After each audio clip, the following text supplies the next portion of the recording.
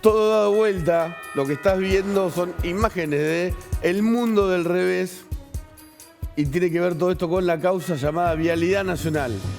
La vicepresidenta de la Nación, en ejercicio de su cargo, está hoy siendo juzgada en un proceso en la última instancia, frente a un tribunal oral federal, por ser considerada la jefa de una asociación ilícita que mantuvo una estructura en el Estado, junto a ministros, junto a un primo de Kirchner, Carlos Kirchner, para beneficiar a Lázaro Báez, que hizo rutas, 46.000 millones de pesos, no perdí la grúa de Echi, ahí está, 46.000 millones de pesos de aquel entonces, en rutas y caminos en Santa Cruz, que muchos de ellos terminaron en la nada, fueron mal hechos o, según un peritaje, fueron hechos con sobreprecios.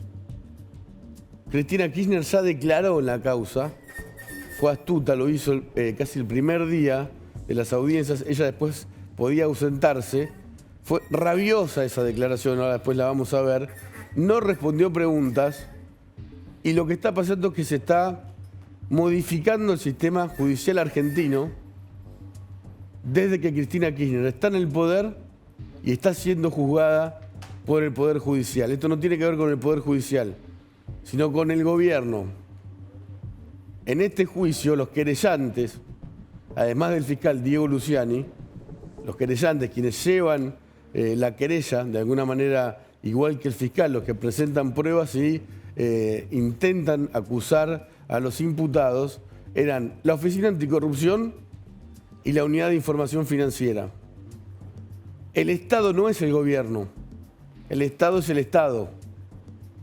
Cuando el gobierno pasa a tomar parte del Estado o toma al Estado, pasan cosas como se da todo vuelta, ¿no? El mundo del revés, como veíamos recién. ¿Qué quiero decir? Durante el juicio, 600 horas de juicio, la Oficina Anticorrupción mantuvo su posición de querellante hasta que llegó el gobierno de los Kirchner, o de los Fernández, mejor dicho. Igual que la Unidad de Información Financiera, que tiene mucho que ver con informes de inteligencia de lavado de dinero o posible lavado de dinero. Aportó mucha documentación.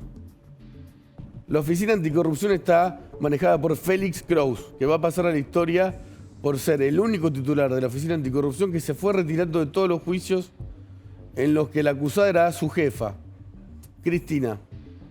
En este juicio se fue la OA. Se quedó sin un querellante. Y de modo asombroso, extraordinario y único por primera vez en la historia del Poder Judicial de la Nación, la Unidad de Información Financiera, en la última audiencia del juicio, siendo querellante, dijo que los abogados de la UIF pedían el sobreseimiento de la acusada. Jamás pasó. Un querellante querella. No es abogado defensor de los procesados justamente en un juicio, en un tribunal oral ya, en la última instancia.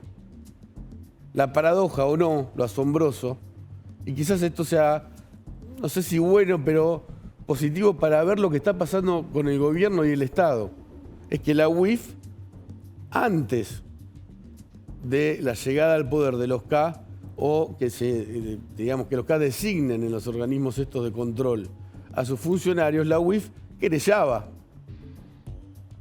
Pidió testigos, presentó pruebas y de golpe se dio vuelta. Como que yo me dé vuelta así, para arriba, desafiando la ley de la gravedad. Fue completamente extraordinario lo que estoy diciendo. Queda solamente un impulsor de la acusación contra Cristina Kirchner, que es el fiscal Diego Luciani. Lo de la UIF llamó la atención obviamente en tribunales y llama la atención en todo el poder. Porque si las querellas se transforman en abogados defensores de los acusados, algo está pasando mal. Las leyes no funcionan o hay alguien que las modifica a su parecer. Ahora se ve, o se va viendo, mientras se acerca el final del juicio, el 1 de agosto el fiscal Luciani empieza su alegato, que seguramente tenga que ver con un pedido de condena a Cristina Kirchner. Se quedó solo. Esto es lo que quería Cristina. Es más, Cristina hubiese preferido que el fiscal se alinee y también pida su sobreseimiento o no haga nada, como pasó con el fiscal, perdón, no el fiscal, sino el Tribunal de las Causas de Otesur y Los Sauces, que también dijo, este juicio no se tiene que hacer. Pero el fiscal dijo, sí, se tiene que hacer, apeló. Y el fiscal de casación dijo, se tiene que hacer, es insólito que no se haga. Y pidió la remoción de 2 jueces. Mirá a Cristina Kirchner, cuando empezó el juicio de vialidad, cómo trataba el tribunal y además al fiscal Diego Luciani. Y estoy acá y seguramente este tribunal, que es un tribunal del lawfare, un tribunal que seguramente tiene la condena escrita, lo va a hacer. No me interesa. No me interesa. He elegido la historia antes que ellos me declaren absuelta. A mí me absolvió la historia y me va a absolver la historia. Y a ustedes seguramente los va a condenar la historia. Nada más y muchas gracias.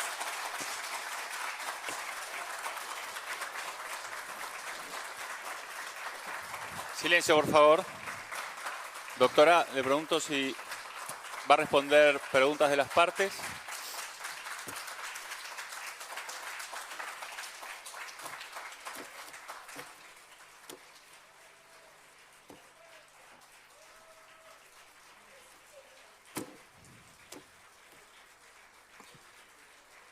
Permiso, me voy a levantar, señor. He terminado la aclaración. Muchas gracias y buenos días.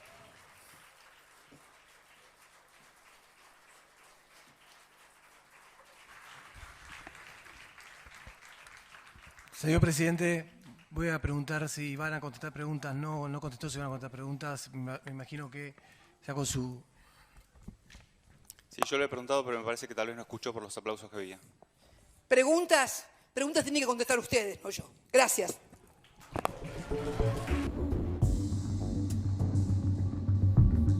No. Preguntas tendría que haber respondido ella si quería. No la absolvió la historia. Está rabiosa Cristina. ¿Por qué? Está en el banquillo de los acusados por primera vez. Y la voz que escuchabas al final, cuando ella, después de tratar así a 3 jueces de un tribunal que merecen el respeto y que están ahí para impartir justicia de forma imparcial, era la voz del fiscal Luciani, que tiene la obligación de preguntarle al procesado si quiere responder preguntas. Ella se había levantado, rabiosa, con sus libros, se había ido. Y vuelve y dice que los que tienen que responder preguntas son ellos. No funciona así la justicia. Ahora, tenía razón en algún punto, porque desde ese momento, ya en el poder y después de la asunción como vicepresidenta, fueron los jueces fueron objetivo de sus políticas. Y muchos de ellos tuvieron que responder preguntas, no porque debían, sino porque los obligaron. Desde el Congreso removieron a jueces que no les gustaban. Nunca se nombró al jefe de los fiscales, propuesto por Alberto Fernández, Daniel Rafecas. Se intentó remover al jefe interino de los fiscales, Eduardo Casal, que está haciendo un gran trabajo. Ahora se ve por qué. Ese fiscal, Diego Luciani, está trabajando en un cuarto, una habitación de Comodoro Pi 2002, con su equipo, en una computadora muro. ¿Esto qué significa? Una computadora que nunca jamás se conectó a internet, para evitar intrusiones. En el alegato, posiblemente una condena. Está muy hermético, obviamente, el fiscal. No es la única acusada. Están Devido, están Carlos Kirchner, el primo, hermano de Néstor Kirchner, que tiene una pinturería y se hizo millonario, que estuvo preso. Y hay muchos más funcionarios que manejaron la obra pública desde este organismo, Vialidad Nacional, y hay infinidad de pruebas, incluso algunas aportadas por la UIF, que complican la situación de Cristina. ¿Por qué Lázaro Báez obtuvo 46.000 millones de pesos en presupuesto para obra pública solo en Santa Cruz? Está probado que había licitaciones donde se presentaba Lázaro Báez contra Lázaro Báez contra Lázaro Báez. ¿Quién ganaba? Lázaro Báez. Austral Construcción, el Ocaso Lo Curto y Gotti Hermanos, por ejemplo, 3 empresas de Baez. O se abrían los sobres de las licitaciones y Baez presentaba el precio que había propuesto el Estado exactamente igual, incluso con centavos. Y lo último, ya vamos con Javier Milei. Cristina Kirchner, en ese monólogo rabioso, gritó que no era amiga de Lázaro Báez.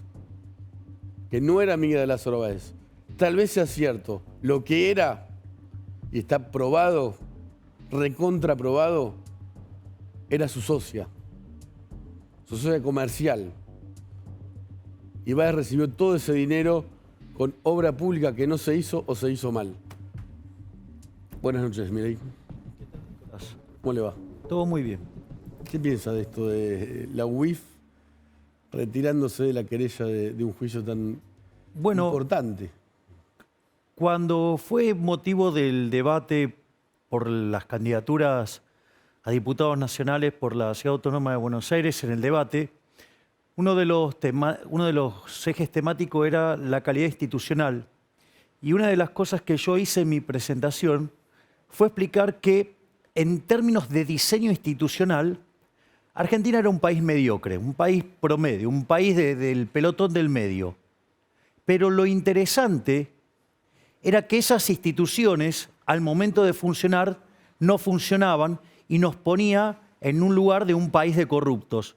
Bueno, lo que estamos viendo es esto, es justamente la corrupción, justamente el uso del Estado en favor de la casta, ¿sí? Y eso, en el fondo, es porque entonces no funciona el mecanismo fundamental de la República, que es el contrapeso institucional que tiene el sistema de la justicia.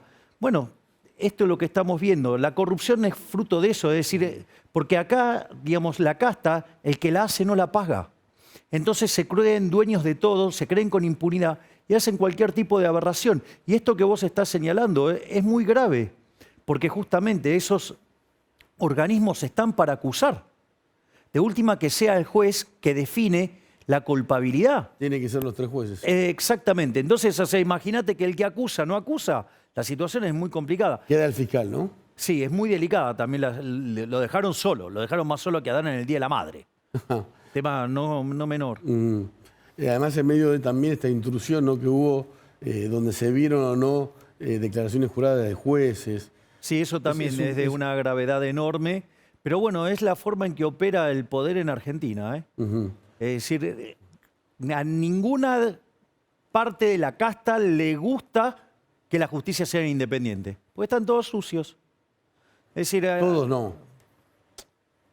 Digo, la casta, la parte sucia de la política está muy sucia y son los que terminan trabajando sobre los resortes del poder y tratan de estar condicionando permanentemente al Poder Judicial para que justamente no pueda impartir justicia. En el fondo lo que hace es que se te quiebre la República, porque en el fondo, yo sé que es reiterativo, pero ¿de dónde sale la República, la construcción de la República, ¿no?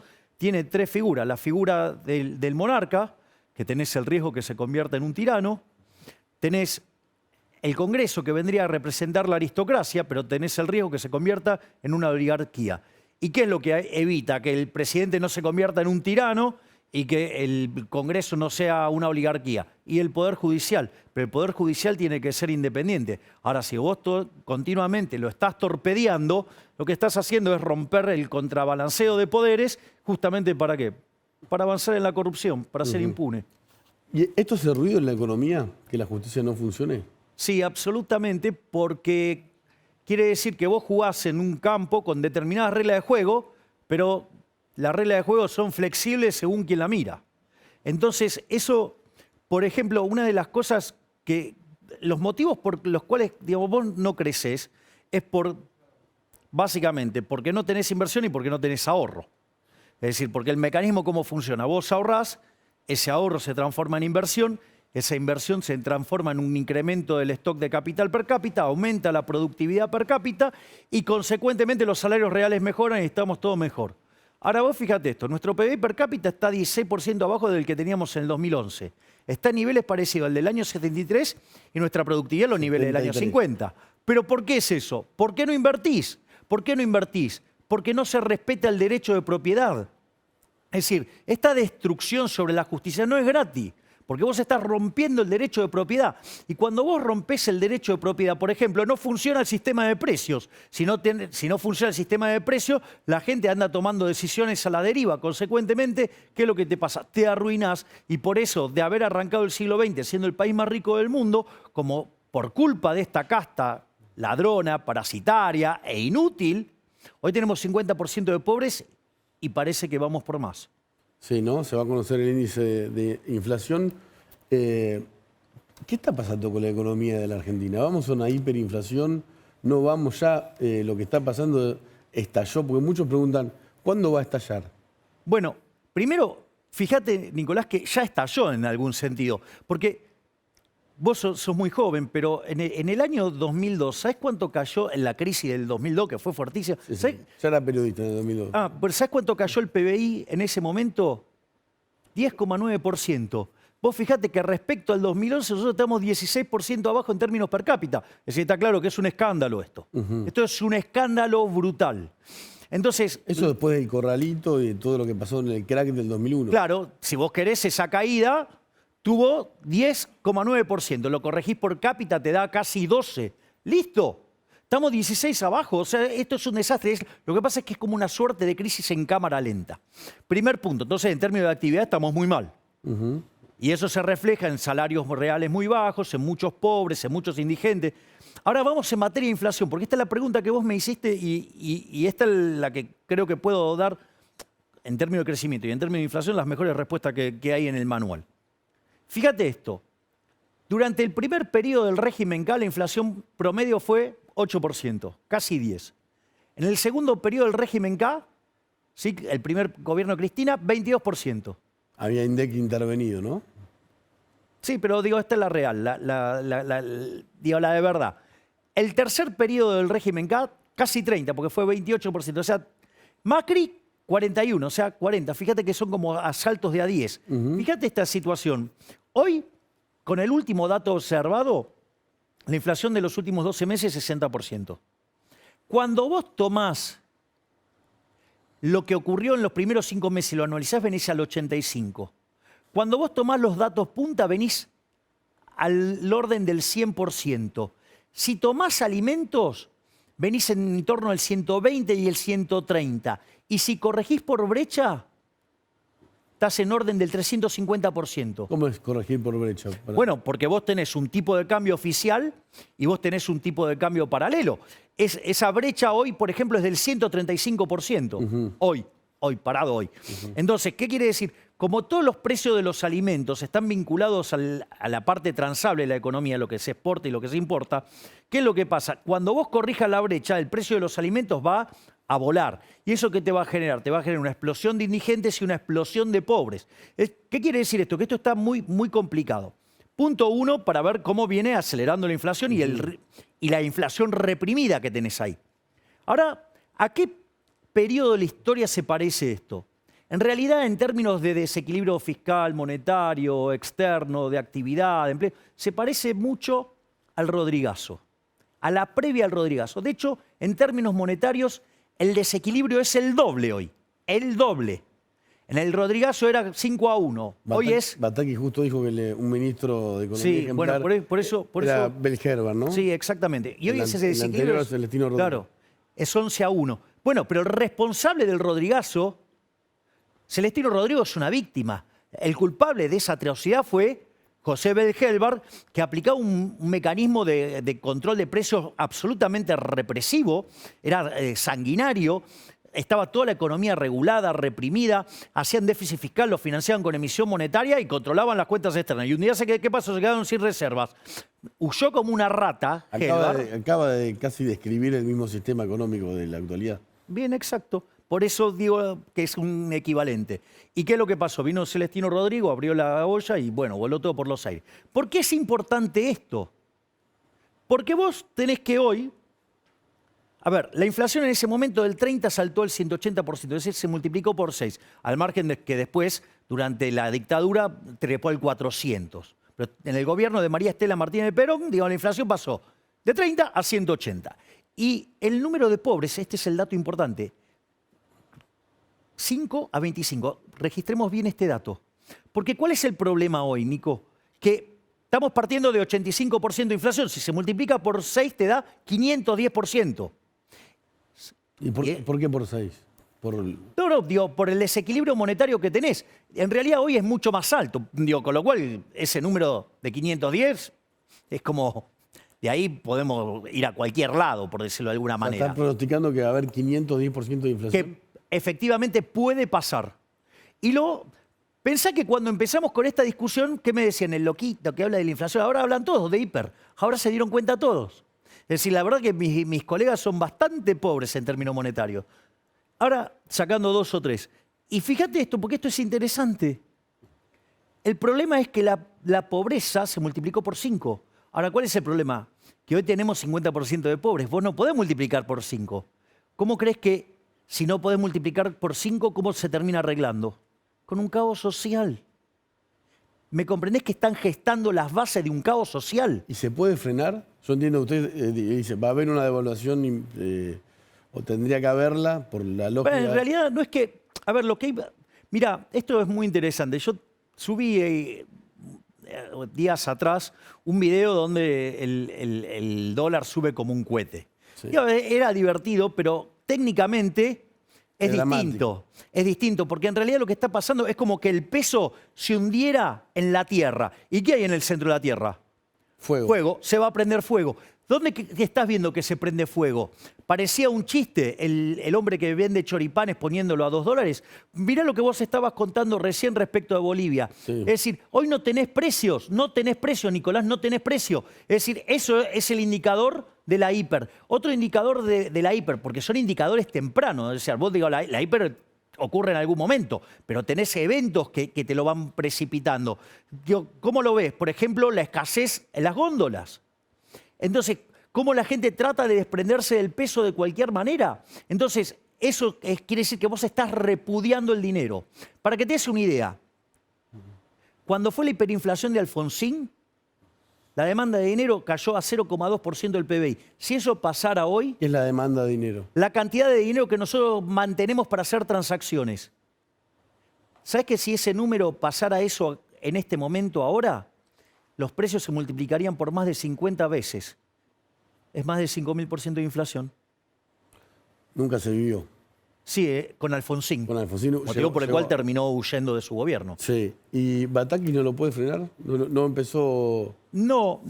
Si vos te fijás, Nicolás, yo antes de la... Primero, yo estaba en esta casa, estaba con Diego Sheikman, cuando me enteré que Bataki era la ministra, y dije que era una persona incompetente, no apta para el cargo y que era tirarle más nafta al fuego. Después cuando dijo que el mejor ministro de Economía de la historia es José Belgelbar, bueno, digo, ahí hizo cartón lleno. ¿La conocía Bataki? La tenía traqueada de leerla y escucharla porque ella iba a ser la ministra de Economía de Scioli. Fue la ministra de Economía de Scioli. Pero si era, sí. claro, por si era presidente, que pierde contra Macri en el balotaje. Y entonces ya tenía una idea de las burradas que dice. Bataki dice todas las cosas, repite todas las cosas que hundieron a la Argentina. Es decir, si vos, es la concepción que tiene el economista estándar de Argentina y que dice un montón de estupideces que son las que hacen que Argentina se hunda. Ella repite, es una ametralladora de repetir estupideces que hundieron a la Argentina. Como por ejemplo esto de que quien viaja al exterior... Bueno, eso es una aberración, ¿no? Porque vos fíjate que hay una dimensión moral y hay una dimensión económica. En la dimensión moral es, Nicolás, si vos te ganás tu dinero honestamente, ¿por qué no lo podés gastar en lo que vos querés? Bueno, el hijo estaba en Londres. Bueno, además un hipócrita. Pero fíjate esto, porque esto es importante. Ahora ¿los dólares son del gobierno? No, son de los exportadores. O sea, ¿por qué se arroga? O sea, con lo cual está violentando además el derecho de propiedad. No solo eso, después esto tiene consecuencias en el funcionamiento del sistema económico. La pregunta es, ¿a título de qué, Batakis o, quien sea adentro de la estructura de los que piensan la política económica, quién se quiere que es para determinar a quién le da un dólar o no?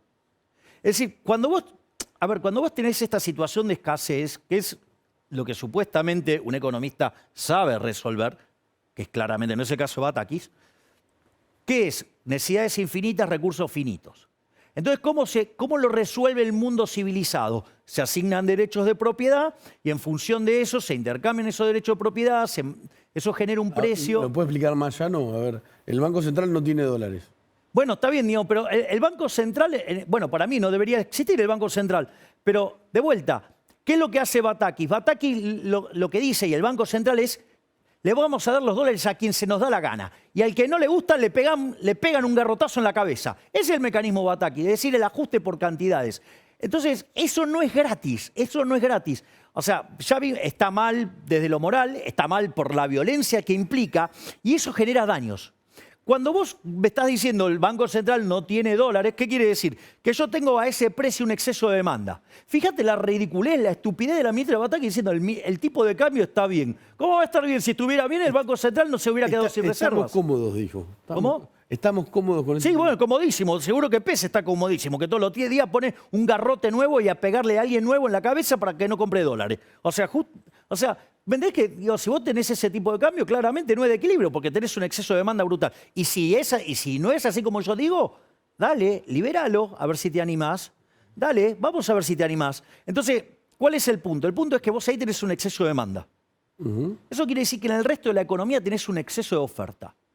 Y esto es ahora donde empiezan las cosas no graves, gravísimas. Porque no se enoje. ¿Cómo? No se enoje. No, ¿sabes lo que pasa, Nicolás? Te lo digo sinceramente. Veo las consecuencias que esto tiene sobre las personas y es imposible no enervarse. Porque, ¿sabes qué? Esto lo avisamos. ¿Me entendés? Si tenías imbéciles como Álvarez aquí, decía, ¡ja, ja! Los que decían que emitir no causa inflación. Y te decía, ¿ves? Estamos emitiendo a lo loco y la inflación baja. Lo dijo, está en una nota de Pravda 12. Pravda 12. Página 12. Sí. Manuel Álvarez aquí, que fue viceministro de Kicillof. Otro burro. Hoy tiene una consultora. Otro burro. Y no quiso aceptar el cargo de Batakis. Imagínate cómo estamos. Entonces, ¿Usted lo hubiese aceptado? No. Y ahora y después puedo contestar esa, pero Dale. quiero contestar lo otro porque esto es de una gravedad enorme. Cuando vos tenés un exceso de oferta en el mercado de bonos, el precio de los bonos que hace se cae. Para que te des una idea, Rusia, en el peor momento del default, los bonos cotizaban 37%. Sri Lanka acaba de defaultear, cotizan al 50%. Sí. Los de Argentina menos del 20%. Sí. El riesgo país en Argentina en promedio es 2.700 puntos básicos. O sea, tenemos más riesgo que Sri Lanka que acaba de defaultear. Tenemos más riesgo de Sri Lanka, Ucrania. donde hubo un levantamiento civil y se renunció. Bueno, nosotros tenemos más riesgo. A ver, Ucrania tiene 130.000 soldados rusos ahí. Y tiene menos riesgo que nosotros. Además, el bono corto, que es el que está más próximo al vencimiento, que es lo que te permite ver mejor el default, el riesgo país es 5.500 ahí. Si vos querés comprarte un seguro contra un default, ese instrumento se llama Credit Default Swap. Eso es más de 10.000, ya no opera. ¿Me comprendés lo que te estoy diciendo? Son números disparatados. ¿Cuál es la consecuencia de eso? La consecuencia de ello es que se te derrumba la inversión.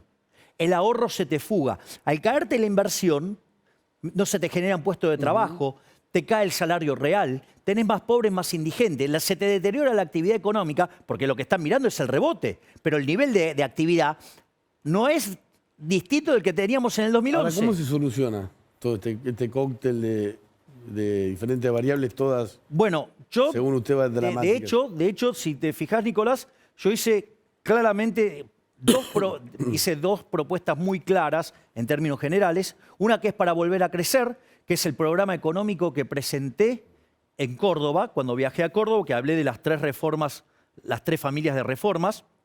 Las de primera generación incluye la reforma del Estado para bajar el gasto público, para bajar impuestos, reformar el mercado laboral hacia adelante, abrir la economía y en paralelo la reforma monetaria y financiera para terminar definitivamente con la inflación en Argentina, que es definitivamente eliminar el Banco Central.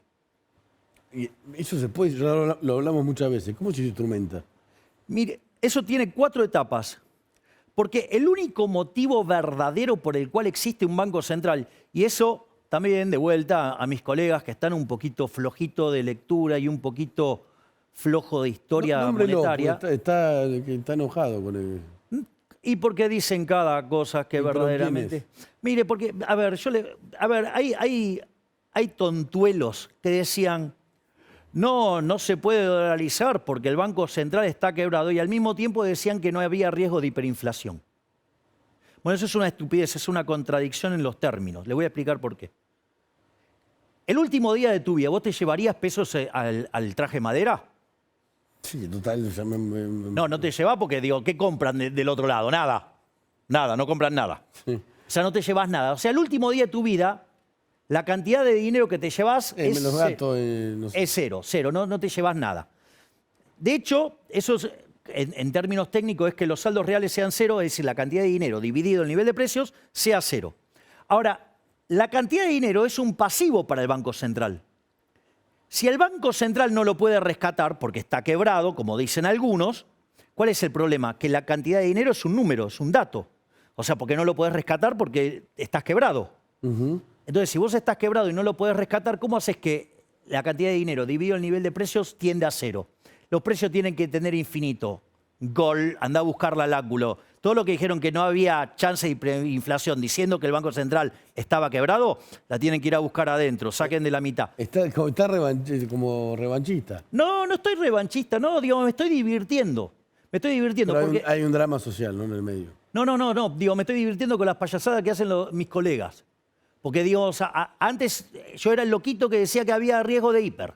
Ahora todos ven riesgo de hiper, ahora la ven ahora, qué piola. Es como, ¿me entendés? O sea, está la pelota pasando la línea de gol y decir, ¡ah, viene el gol! Ah, y al tipo que te dijo que se venía el gol, digamos, o sea, le dijiste de todo. Porque ¿sabes cuál es el problema con esto, Nicolás? Que la política monetaria tiene rezagos. Los rezagos de la política monetaria oscilan entre 18 meses, 24 meses. Entonces, ¿qué pasa? Cuando vos estás acostumbrado a mirar esto, lo ves venir y entonces lo anticipás. Claro, a veces lo anticipás tanto que entonces aparece la burla y esa cosa. Entonces ahora, bueno, ahora... ¿Está herido esto por también todo el lío que hay dentro de su movimiento? No, en mi movimiento no hay ningún tipo de problema.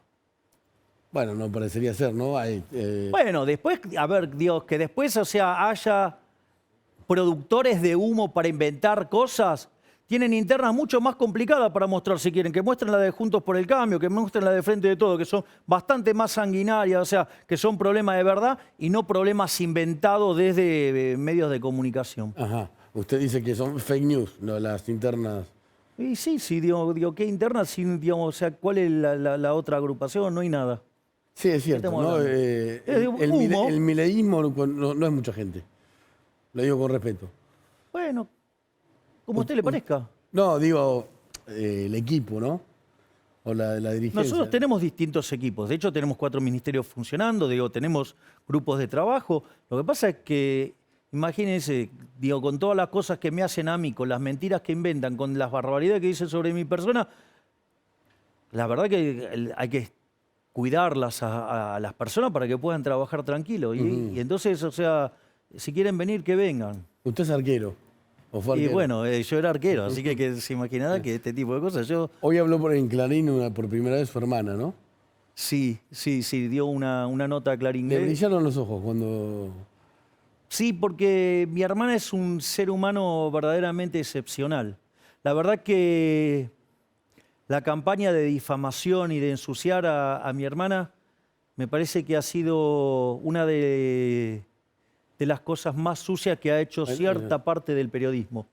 O sea, de hecho dio una nota para el Grupo Clarín, así es que, digamos, o sea, y la verdad que me pareció una nota muy, muy interesante.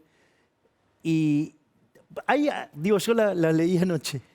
Y hay cosas interesantes, ¿no? Porque me pareció muy interesante. Lo cuenta el periodista, dice que llegó a la casa de mi hermana y estaba con algunos colaboradores y la dejaron sola. Sí. Bien libertario, estuvo buenísimo. Dice que en general están rodeados de otras personas que le... No, nosotros somos así, absolutamente transparentes. Aparte, mirá...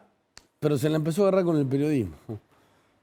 No. Incluso va a iniciar, ¿no? algún juicio contra... Yo tengo juicios contra 5 periodistas, contra un cantante y ahora voy a hacerle un juicio a la señora Carrió. ¿A cargar por qué? A estas 7 personas el juicio es el mismo. Banalización del holocausto.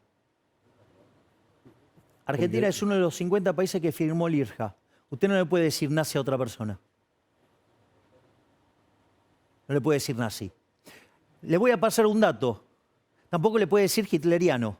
Recién condenaron a López Obrador en México por esto, ¿eh? O sea, es un delito. Usted no le puede decir a otra persona ni nazi, ni hitleriano, ni cosas por el estilo. Es decir, ¿No va un poco contra su ideología? No, porque eso es un delito, eso es una aberración. ¿A usted le parece, digamos, una acusación de semejante calibre? Yo en particular no lo... Bueno, es aberrante. No lo haría, pero bueno. Bueno, pero esos pseudos colegas, que además los dijeron todos en simultáneo, sorprendente, en un momento donde gente de Juntos por el Cambio, o sea, que reportaba a Larreta haciendo ese mismo tipo de acusaciones, y después alguien de Juntos por el Cambio haciendo esto mismo también. Es decir, y un cantante. Bueno, existe la libertad de expresión, es cierto que usted tiene el derecho a hacer... A usted digo, o sea, pero libertad de expresión, ok, digamos, o sea, ok, me dicen, tiene derecho me a han hacer dicho eso, bueno, es decir, dadas las reglas de juego con las que jugamos, bueno, entonces cometieron un delito. Van a tener que pagar por ello, van a tener que pagar con ello. Y lo que les voy a ganar en el juicio, porque además les fui sobre el órgano más sensible que tienen todos estos hipócritas, que es el bolsillo. ¿Sabe para qué? Porque con lo que le ganen los juicios, los voy a donar a una fundación que hace caridad con los chicos de la comunidad judía, que están en condición de calle. Dona todo. Obvio. ¿Y cómo vive? De dar conferencias. Lo que hice siempre. Es decir, digamos, mi vida se construyó sobre dar conferencias. Es decir, yo entiendo que a muchos políticos en la Argentina eso les cueste entenderlo porque no los conoce ni la madre. Pero yo voy y doy conferencias a nivel internacional. O sea, lamento que les duela ese spread, pero... Algunos le cuestionan que faltó la mitad de la sesión y nunca presentó... Eso es falso. ¿Nunca presentó un proyecto de ley? A ver, vamos por partes. Primer punto, es falso que yo haya faltado a la mitad de las sesiones. Veamos cuántas veces sesionó el Congreso y cuántas veces falté. Falté una sola vez, que estaba en Colombia dando conferencias. Pero no solo eso. Además, fue en una sesión amañada entre el oficialismo y la pseudo-oposición, donde, fíjense cómo salieron todos los votos, o sea, digo, no estaba en riesgo el voto. Ahora, las que sí eran importantes, la del presupuesto, la del acuerdo con el fondo, la que tuvo que ver, por ejemplo, con el tema de boleta única, en esas estuve en todas y voté siempre. Porque además otra mentira que generaron, te das cuenta, ni siquiera les queda grande el rótulo de periodista. Ensucian a los que trabajan bien. ¿Por qué? Porque, por ejemplo, el tema de las comisiones. Que no integra comisiones. Igual no... No, esto es importante. Pero hubo un acuerdo... No, pero a ver, Nicolás, por favor. Cuando dice el periodismo, Nicolás, me hace acordar a Cristina. No. Yo estoy hablando los que se encargan de difundir estas noticias falsas. Yo lo único que estoy haciendo es dejarlo en claro, estoy mostrando las mentiras. Solamente estoy haciendo eso. Entonces, ¿cuál es el punto? El punto es el siguiente. Yo no integro ninguna comisión. Es cierto, no integro ninguna comisión. ¿Sabe por qué? Porque el oficialismo, es decir, Máximo Kirchner en ese momento, con la pseudo-oposición, el señor Ritondo a la cabeza, se pusieron de acuerdo. ¿Para qué? Para que se repartieran las comisiones de acuerdo del sistema DOM. ¿Sabe para qué servía eso? Para dejar a todas las expresiones minoritarias sin representación. Es decir, que no es que yo no integro ninguna comisión. ¿En cuál le gustaría estar? A mí me hubiera gustado estar en presupuesto, me hubiera gustado estar en Hacienda, pero sin embargo, o sea, ahí, digamos, imagínese en finanzas, digo, lo molesto que puedo ser. ¿Se da cuenta? Entonces... Ahora sí firmó un proyecto de ley con la oposición para eliminar el impuesto a las ganancias. Yo no firmé nada con la oposición. No, con la oposición sí. No, lo que pasa es que son tan parecidos que a veces se me mezclan, porque, digamos, son tan parecidos. A ver, yo por ejemplo, No tendría nada de malo, ¿no? Si le está de acuerdo con un proyecto de ley. en general, digamos, las cosas que hace el oficialismo me parecen de por honorable. Pero una de las cosas que, por ejemplo, yo acompañé, por ejemplo, reducción del IVA. Acompañé la eliminación de dos artículos del Código Aduanero de modo tal que no pueda cobrar más retenciones el Poder Ejecutivo de la forma que la hace. Y para que eso, digamos, sea facultad del ¿cómo es? Del Congreso. Como dice la Constitución. Bueno, obviamente los proyectos que envió Victoria Villarruel los acompañé todos. O sea, yo digo, tengo una dinámica de más o menos de buscar bloquear que nos avancen y que, o sea, las discusiones que son muy cabeza a cabeza, ahí digo, los votos se vuelven fundamentales. Y ahí siempre estoy del lado correcto. Entonces, digo, o sea... Pero le da como algo, como se pone a la defensiva, ¿sí? No, Digo, no me pongo a la defensiva, sí, Nicolás. No, como que no quiere formar parte de un grupo de opositores. No, es que con la casta no quiero saber nada.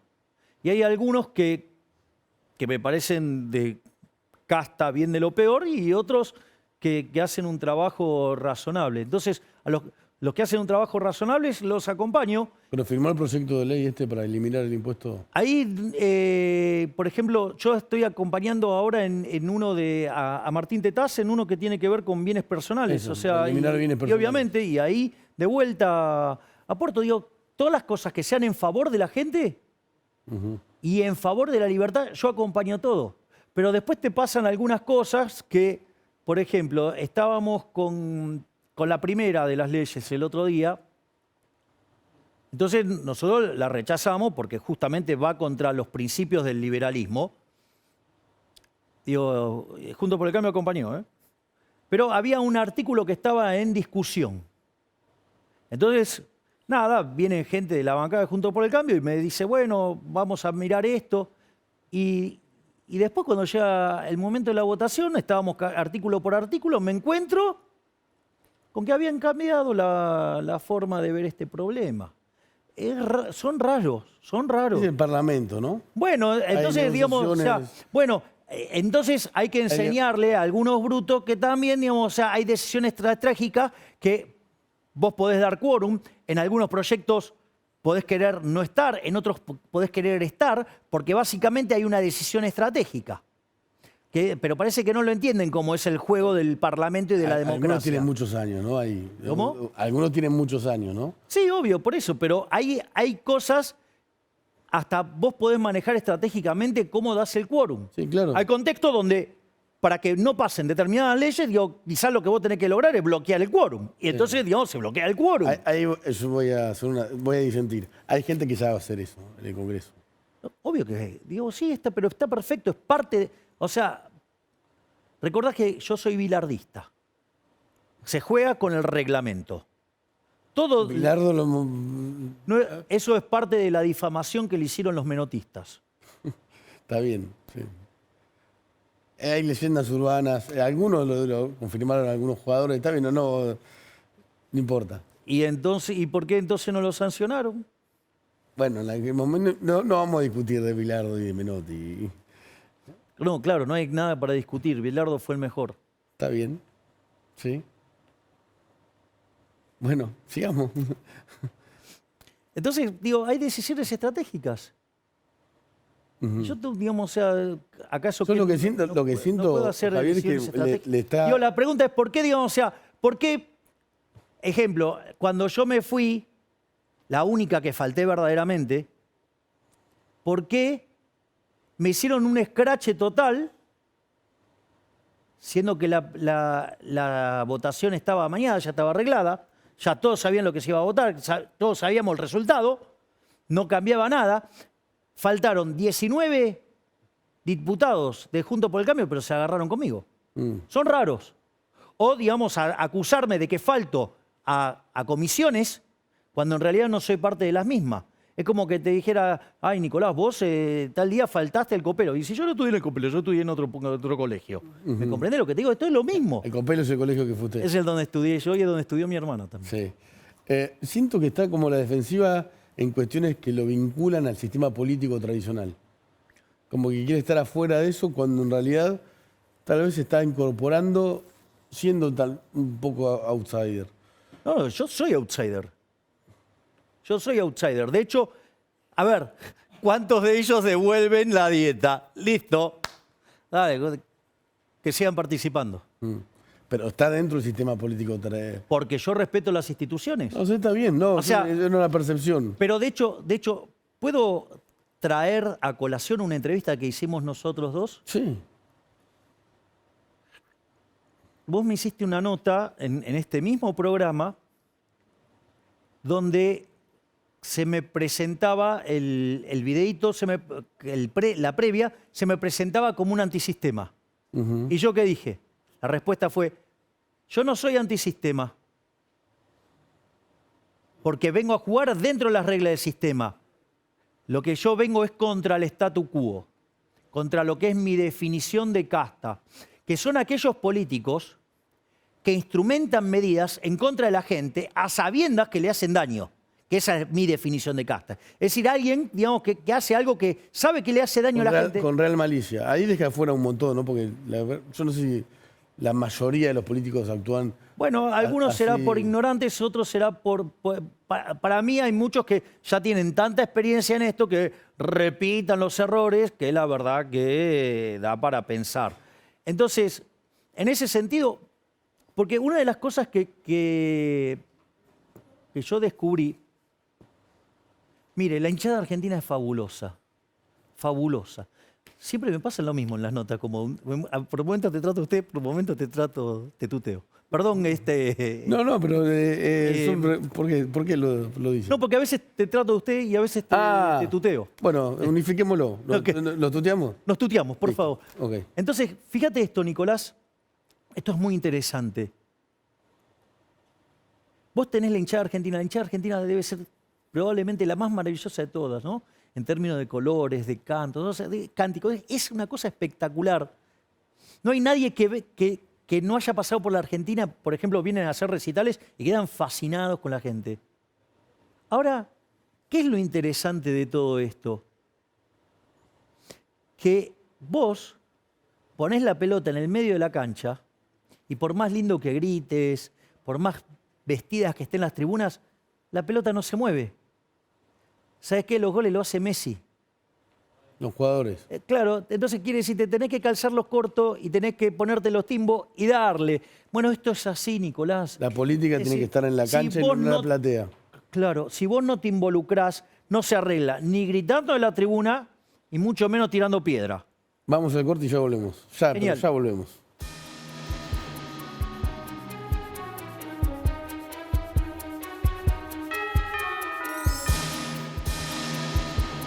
Con Javier Milei, con quien acordamos tutearnos a partir de ahora, ¿está a favor de la compra-venta de órganos de seres humanos? Ahí expliqué cuál era el problema. Expliqué que, ¿sabes cuántas personas mueren al año en Argentina? No. 375.000 personas. Que, por cómo está diseñada la ley, vos tenés, ¿sí?, derecho, digamos, o sea, el Estado se arroga el derecho de utilizar tus órganos. Hay 7.500 argentinos esperando un trasplante, sufriendo. Y se hicieron 296 trasplantes. La pregunta es, ¿por qué, digamos, estás a favor de que 7.200 personas sufran la ineficiencia del Estado? Es decir, ¿por qué, digamos, una antiojería ideológica? No, bueno... Usted pero vos te das cuenta que hay... Si hay gente que por desesperación... Nicolás, hay 7.500 personas con un problema y tenés 375.000 cuerpos que podrían resolver ese problema. Y porque entonces usan una antiojería ideológica, están condenando al dolor a 7.300 familias, a 7.300 personas. La compraventa podría ser gente desesperada que venda sus órganos y después y si fuera por eso, digamos, también podría pasar hoy por eso. Así pero ¿cuál es el problema? Es bueno, no disentimos, está pero bien. Pero acá el problema es si hay 375.000 personas que fallecen por año. Mirá si podrías cubrir el problema de las 7.500 personas. O sea, es una cuestión de la ciencia y no sé si... No, es un problema de la ineficiencia del Estado. Es decir, todo lo que toca el Estado lo arruina. Bueno, la compraventa de órganos sin el Estado no sé cómo sería. Pero Discúlpame, el punto es, vos te das cuenta que hay 7.300 personas que por esta forma obtusa de mirar los problemas que tienen ciertas personas, están arruinándole la vida a 7.300 personas y las pueden estar condenando a la muerte directamente porque quieren el Estado presente. Está bien, quería saber su posición. Yo en eso diciendo. ¿Y respecto a la venta de chicos? ¿O la venta de los... Me manifesté enfáticamente que no. Ah. O sea, ahora, después hicieron cualquier cosa, deformaron las definiciones, pero bueno, es parte de este juego. Parece que mentir sobre lo que uno declara, parece que es la regla, en algunos casos. ¿Legalización de las drogas? A ver, la respuesta es no, porque tenés estado de bienestar. Si no tuvieras estado de bienestar, la situación sería distinta. Pero como tenés estado de bienestar, como se dedica a la salud, si alguien se droga, yo no tengo por qué estar pagando la cuenta. Ahora, como me la exigís pagar porque hay estado de bienestar, entonces no las podés legalizar. Ajá. Es un punto de vista también polémico, pero... ¿Cómo? Digo, o sea, te estoy diciendo que no. Sí. Y respecto a la cuestión de la salud con los otros países, como pasa con Bolivia... Bueno, de hecho, justamente una de las personas, digamos, Nahuel Sotelo, digamos, trabaja con nosotros, o sea, la persona que envió el proyecto. Porque, ¿qué es lo que sucede? Mira, ¿cuál es el problema? El problema es si vos tenés estado de bienestar o no. Cuando vos tenés estado de bienestar, quiere decir que lo que haga un individuo, la cuenta la paga otro. Entonces, ahí es donde aparecen los problemas y donde vos tenés que, vos querés tener estado de bienestar, querés que se ocupe la salud, bueno, tenés que poner restricciones. ¿Por qué? Porque los recursos no son infinitos. Entonces, vos fíjate esto, primer punto. Segundo punto, a favor del proyecto de Nahuel Sotelo. Segundo punto, ¿qué es lo que pasó en Inglaterra? El Brexit. ¿El Brexit qué era? Los ingleses pagando el estado de bienestar y gente entrándole a disfrutar el estado de bienestar. Segundo punto para Nahuel Sotelo. Tercer punto a favor de Nahuel Sotelo. Hay directamente tours sanitarios. Gente que viene de otros países, se opera y se va. Es decir, entonces, digo... Tenemos que Bueno, tenés un problema de que vos estás pagando todas las cuentas y los beneficios del supuesto estado de bienestar se los lleva a otro. Bueno, no. ¿Por sí o por no? Por sí o por no, porque no tenemos más tiempo. ¿Va a ser presidente? Sí. Gracias, Javier Milei. Gracias, Nicolás. Ya volvemos.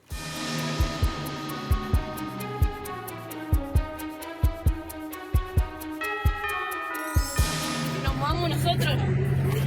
¿Dónde está? Que dé la cara a la autoridad máxima. Porque nosotros venimos con esto hace un montón. Sentada, necesitamos sentada y no se sabía que había pérdida de gas. Explosión. Lo que estás viendo es un video de Gobernador Gregores, la escuela 21, que es secundaria, la escuela 18, que es primaria, y la escuela agrotécnica número 1, a punto de explotar por pérdida o falta de gas. En la provincia en la que todo el mundo escolarizado pasó por decreto el año escolar, ahora en Gobernador Gregores no tienen gas y en una de las escuelas la pérdida era tan grande que casi explota. Pongan el gas o arreglen el gas en Santa Cruz, donde sí hace frío de verdad. Muchas gracias. Nos pasamos unos minutos de Bella y Bestia que viene ahora, que es un programón. Chau.